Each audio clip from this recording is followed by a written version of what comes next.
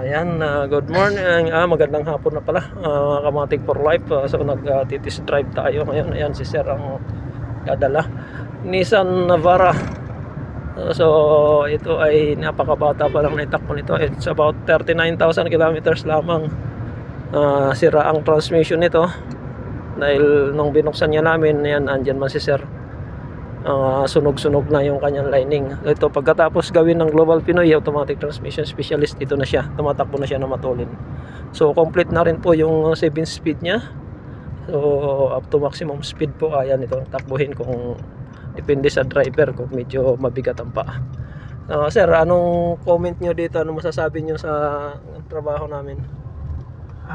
Masasabi ko magaling yung G-Pats at napabalik yung dating takbo ng sasakyan namin. Wow. Thank you, sir. Okay, nagpapasalamat kasi hindi ganun kalaki yung inabot ng singil nila sa amin, medyo mababa lang.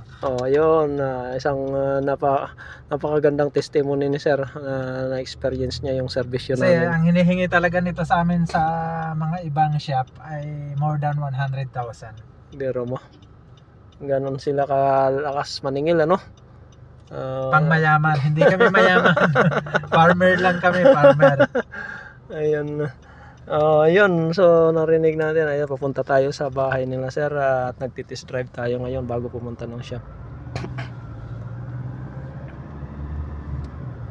Yan, so nawala na yung problema dati. Nawala na yung jerking niya.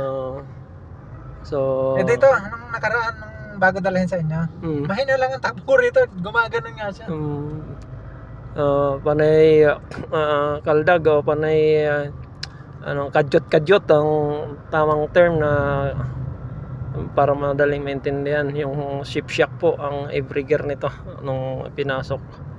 Tapos meron tayong binasa sa ating scanner. Natatandaan mo, Sir, anong incorrect ratio? Ang incorrect ratio sa scanner na lumabas dati, dalawang scanner ang ginamit, isa sa Rapidi.